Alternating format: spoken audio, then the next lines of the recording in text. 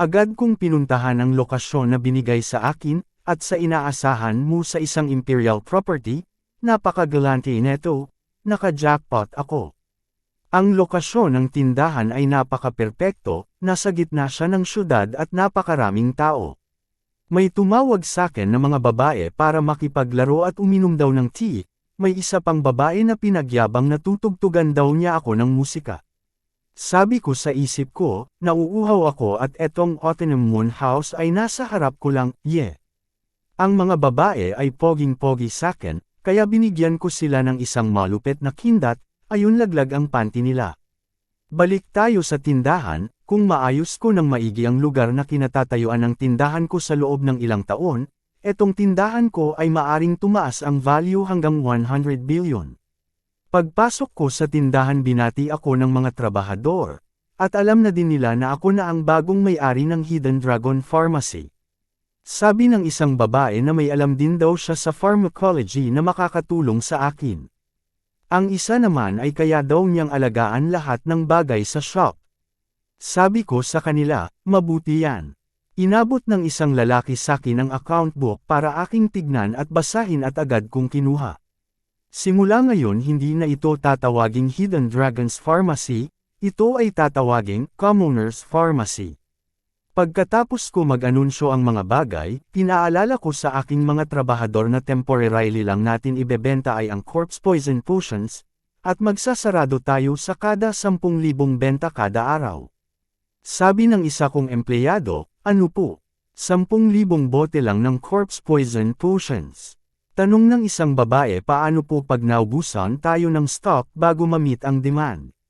Sabi ko ang galing ng tanong mo. Ang gagawin natin dyan ay sabihan ang mga customer natin na maghintay sila sa susunod na shipment. Pagkatapos ko ipaliwanag sa mga tauhan ko ay inanunsyo ko sa labas na, ang bagong bukas na pharmacy ay nagbebenta ng corpse poison potions.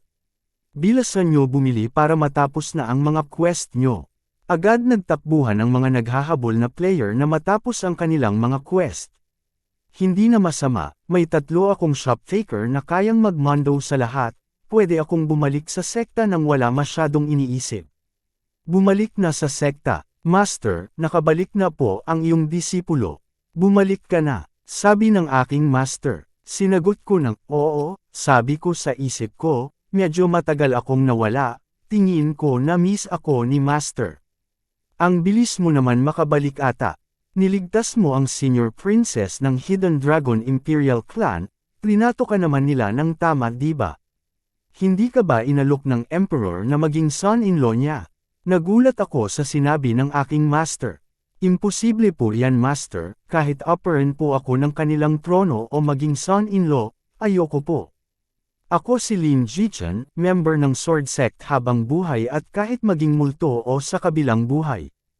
Pinalapit ako ng aking master gamit lang ang kanyang mahika at tinanong, seryoso ka ba? Sumagot ako, opo master. Ang pagiging mabait niyo po sa akin master ang palagi kong inaalala, kaya ko pong tumayo sa snow at maghintay sa mga ipag-uutos niyo, palagi ko po kayong rerespetuhin bilang guro, ang puso ko ay kasing totoo ng araw at buwan. Inilabas ko ang aking regalo at sinabi ko na, may dala po akong regalo para sa iyo master. Sana magustuhan nyo. Medyo nagulat siya ng bahagya. May kasabihan nga na ang disipulo na may master ay isang kayamanan, ang disipulo na walang master ay parang ligaw na damo. Kahit na ako ay maging pataba sa lupa sisiguraduhin ko ang inyong kasiyahan. Master, pwede ko po ba isuot ito sa inyo? Nag-notify ang system na ang favorability ko ay dumagdag ng 5 ng 3 beses, at ang total na ay nasa 150. Disipulo, tawag ni Master. Ako ay nagulat, hindi ko napansin na hinahalikan ko pala ang kamay ng aking Master. Pasensya na po Master, ang ganda niyo po lalo na nung sinuot niyo ang bracelet, naalala ko ang isang lumang tula.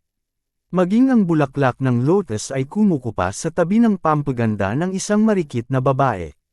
Kapag umiihip ang hangin sa palasyo sa tubig, nananatili ang halimuyak ng perlas at jade. Pasaway kang disipulo napaka-bolero mo, pero may ba tayo nakuha mo na ba ang mga material para sa foundation establishment? Yes master, Nakuha ko na lahat ng materials na kailangan, pwede na ko magsagawa ng foundation establishment stage kahit anong oras, inaantay ko talaga na itanong niya yan. Ganun ba? Pumunta ka sa seclusion at gawin mo na ang foundation establishment. Yes, Master.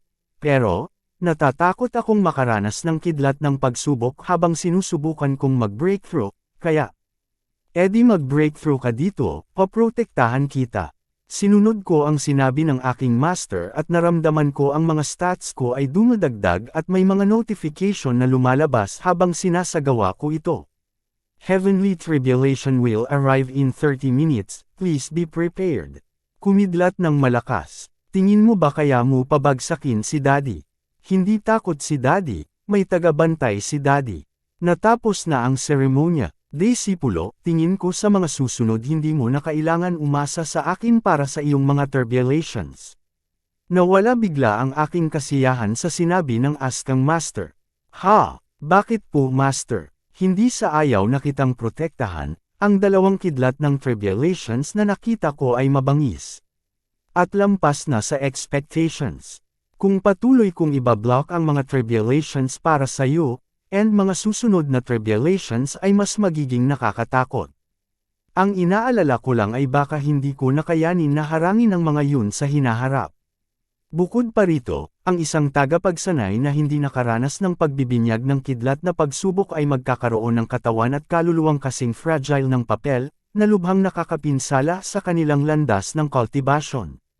Nawala na lang ng ganoon ang aking protektibong agimat. Pero di mo kailangan mag-alala. May mga paraan paano harapin ang mga lightning tribulations.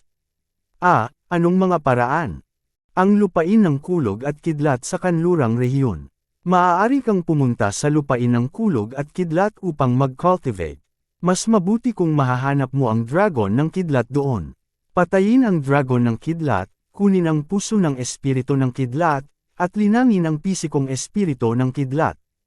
Pagkatapos noon, hindi mo na kailangang matakot sa mga pagsubok ng kidlat. Tama, meron nga palang lupain ng kidlat. Kahit na masyadong delikado at muntik na ko mamatay doon dati sa aking nakaraang buhay. Pero sa pagkakataong ito, mayroon akong kaluluwang agimat galing kay Master upang protektahan ako. Ang isang hamak na dragon ng kidlat ay wala nang dapat ipag-alala. Maraming salamat sa iyong gabay Master. Aalis na po ako papunta sa lupain ng kulog sa lalong madaling panahon. Tandaan mo, ang lupain ng kulog at kidlat ay hindi lamang isang lupain ng pagsubok ng kidlat, kundi isa rin itong walang batas na lugar. Karaniwan ang pagpatay, pagnanakaw, at pananakot. Gayun din, ang kaluluwang agimat ay hindi epektibo doon. Wala nang proteksyon laban sa kidlat na pagsubok. Wala rin silbi ang soul talisman. Ganun pa man pumunta pa din ako sa lupain ng kulog at kidlat. Kahit walang protection ng aking guro, ako si Lin Jichen ay isa pa ring hero. Biglang kumidlat sa harap ko, holy shesh. Buti na lang binigyan ako ni Master ng payong na kontra kidlat. Naalala ko ang binigay ng aking Master, aking disipulo, dalan mo itong payong na ito, matutulungan ka nito sa mga kidlat sa lupain ng kulog. Ang natitirang bahagi ng paglalakbay, kailangan mong tahakin mag-isa. Maraming salamat Master. Sabi ng aklat, kapag ang siyam na ilog ay naipon, nabubuo ang latian ng kulog. Nagkakatagpo ang Yong at Ju, at natatanim ang bukid ng mulberry. Umaba upang manirahan sa burol, ang Diyos ng kulog ay naninirahan sa latian ng kulog. May ulo ng dragon at mukha ng tao, ang pagtugtog sa kanyang tiyan ay lumilikha ng kulog. Ang dayos ng kidlat ay ang Thunder Dragon. Ang Thunder Dragon ang aking hinahanap, kailangan ko mahanap ang Thunder Spirit Heart para sa kaligtasan ng hinahanarap na tribulations. Biglang may malaking buwaya na umatake sa akin. Oras na para sa aking pinapractice. Tulungan mo ang daddy, pabagsakin mo ang Thunder Alligator, at pwede mo kainin ang kanyang mga karne. Nabawasan agad ng 3,300 ang buhay ng buwaya. Sunod-sunod na inatake ng alaga ko ang buwaya at sunod-sunod na nababawan ng 500 ang buhay nito. Tulad ng inaasahan, si Ugly ay isa ring espiritong halimaw na may katangiang kidlat. Ang kanyang lakas sa labanan ay hindi mababa kaysa sa buhaya. Sumugod nako at sinabi ko, "Ugly, pigilan mo yan." Tumama ang aking atake, critical hit. 0 ang buhay ng halimaw na buwaya. Sinabi ko sa alaga ko na, "Pwede mo nang kainin yan hanggat gusto mo." Medyo madami din loot ang nilaglag ng buwaya. Walang silbi ang baluting ito. Pinapabagal nito ang bilis kapag suot. Mas angkop ito para sa mga manlalarong tagapagsanay ng katawan. Mas mabuti pang ibigay ko na lang ito kay Renlan. Itong Thunder Crystal ay kahit papano may kwenta. Wow, may drop din pala ito na special item. Tignan nga natin, Thunder Alligator Eggs. Astig, biglang may dumating na 2 babae. "Hey little brother, ibigay mo sa amin ang Thunder Alligator Eggs, at kami ng sister ko ay hahayaan ka namin makaalis." Akala ko naman yayayain nila ako ay ano ba tong iniisip ko? Kayong 2 magagandang dilag, ang Maginoo na kagaya ko ay kumikita sa tamang paraan. Ang mga itlog na ito ay nakuha ko dahil sa aking efforts, hindi naman ata tama na susubukan nyo na lang itong kunin sakin na parang robbery. Ninanakawan ka nga namin. Nakikita mo ba ang signal flare sa kamay ko? Pag nagbigay kami ng signal, isang malaking grupo ng mga eksperto ang pupunta dito para patayin ka.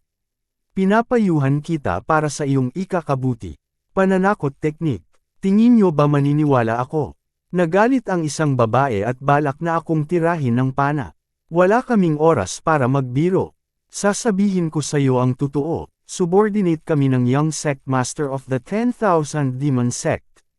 Ngayon oras, ang Young Sect Master nagdala ng halos libo-libong subordinate dito sa lupain ng kulog para mag-research sa kidlat na dragon. Tingin mo ba nag-iimbento o nagsisinungaling lang kami? Ang 10,000 Demon Sect, isa iyong kilala at makapangyarihang demonyong cultivation na sekta sa aking past life.